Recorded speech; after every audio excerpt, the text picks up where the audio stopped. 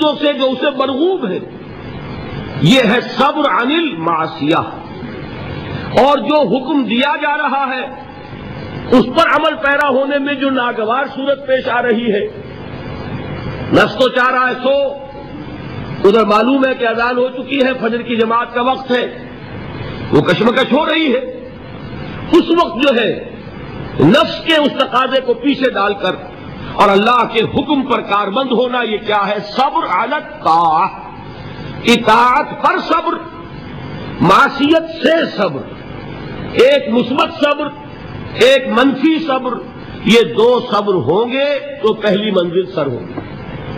بات سمجھ میں آ گئی؟ اب آئیے دوسری منزل۔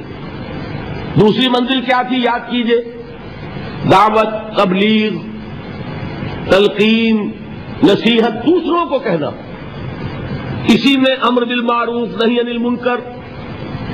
اب یہاں کیا ہوگا؟ اس میں میں چاہتا ہوں کہ ذرا ایک آیت کے حوالے سے، میں نے کل کہا تھا نا کہ وہ تین باتیں میں یہاں چھوڑ رہا ہوں، وہ تین باتیں آج سمجھ لیں۔ وہ تین باتیں ہیں سورہ نحل کی ایک آیت کے حوالے سے، اتنی چھوٹی وہ ہے کہ وہ آپ کو یاد ہو جائے گی۔ ادعو الی سبیل ربک بالحکمت والموعظۃ الحسنۃ وجادلہم باللتی ہی احسن۔ بلاؤ اپنے رب کے راستے کی طرف، دعوت دو اپنے رب کے راستے کی طرف تین چیزوں کے ذریعے۔ پہلی چیز بالحکمہ، حکمت کے ساتھ، دانائی کے ساتھ، دلیل کے ساتھ، برہان کے ساتھ۔ دوسری چیز موعظہ حسنہ، اچھی نصیحت، خوشنما نصیحت۔ اور تیسری چیز وجادلہم باللتی احسن، جدال حسنہ، جھگڑا، مجادلہ، مناظرہ، لیکن وہ بھی خوبصورتی کے ساتھ۔ اب ان تین چیزوں کی اہمیت کو سمجھیے۔ بدقسمتی سے ہمارے ہاں یہ جو تین لیولز ہیں دعوت کے، ہم ان کو بھول گئے، اور ان میں سے ہر ایک کی جو اہمیت ہے وہ ہمارے سامنے نہیں ہے۔ یہ تو میں مانتا ہوں کہ یہ صرف نبی کی ذات ہوتی ہے جو اتنی جامع ہوتی ہے کہ وہ تینوں لیول پر بیک وقت کام کرتے ہیں، اور غیر نبی سے آپ اس کی توقع نہیں کر سکتے۔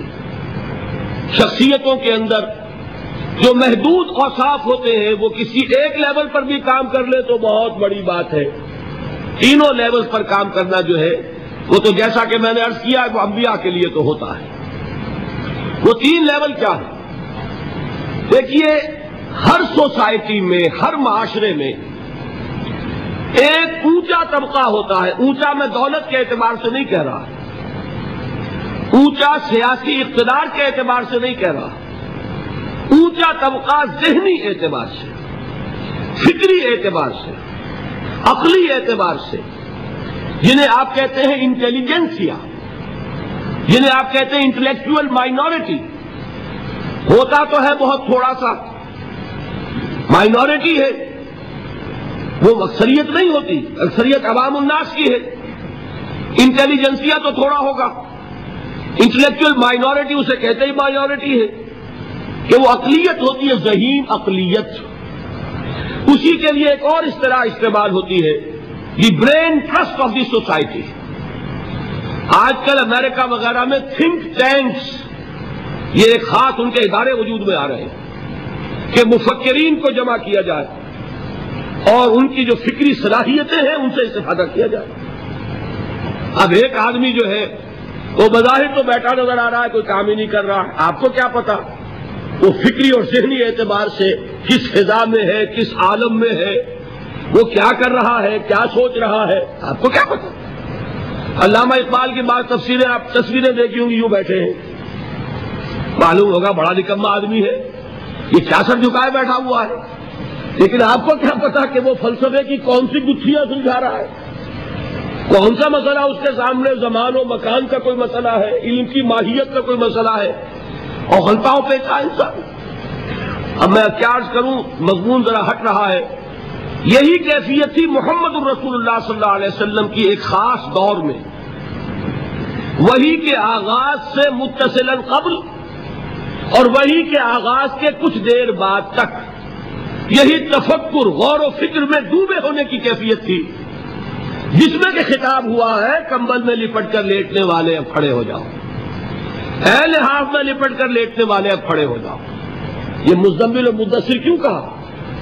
کیونکہ جب کوئی شخص غور و فکر میں ڈوبا ہوتا ہے، کوئی فکر ہے ذہن پر، سوچ بچار میں غرق ہے، تو وہ دوسروں سے تعلق منقطع کرتا ہے۔ اور عرب کا ایک خاص مزاج تھا، وہ اپنی چادر اپنے گرد لپیٹ کر یا لیٹ جاتے تھے یا بیٹھ جاتے تھے، اور چادر کو ایک ٹینٹ کی شکل میں اپنے گرد ٹال لیتے تھے۔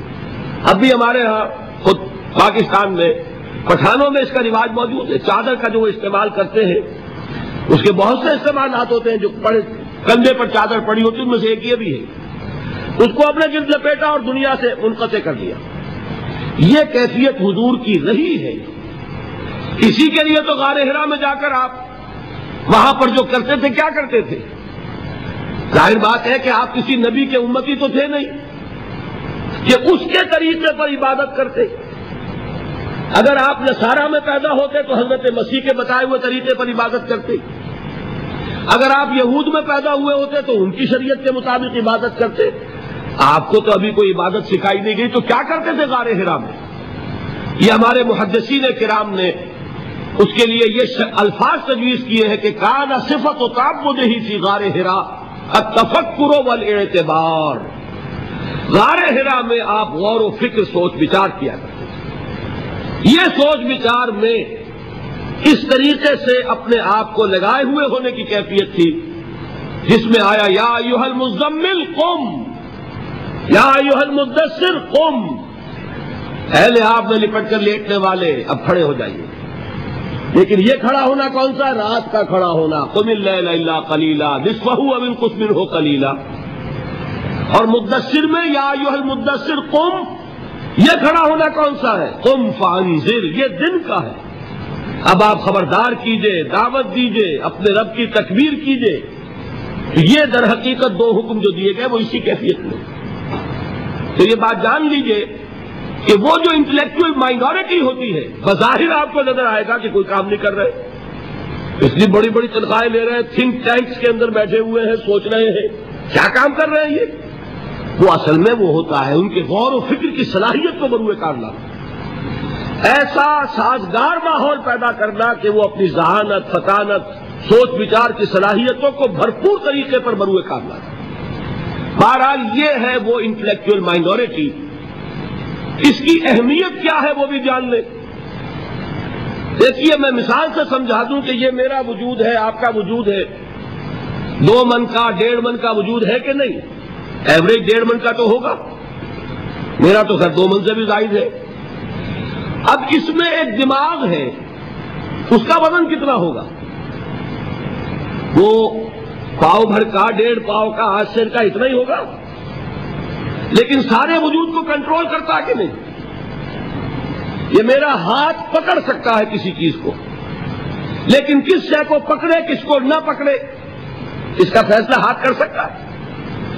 یہ تو دماغ سے ہوگا۔ یہاں سے حکم آئے گا یہ سانپ ہے مت پکڑنا، اور یہاں سے آئے گا لکڑی ہے پکڑ لو، اٹھا لو۔ پاؤں چل سکتے ہیں، کدھر چلے کدھر نہ چلے کون فیصلہ کرے گا؟ دماغ۔ یہاں سے آرڈر آتا ہے کہ چلو، تو دماغ پاؤں چلنا شروع کر دیتے ہیں۔ زبان بولتی ہے، فیصلہ کون کرتا ہے کیا بولنا ہے؟ دماغ۔ تو میرے پورے اس وجود کو کنٹرول کیا کر رہا ہے؟ دماغ۔ اس کی ریشو پروپورشن کیا بنے گی 2 من کے مقابلے میں آج سے؟ اسی طریقے پر آپ سمجھیے کہ انسانی معاشرے میں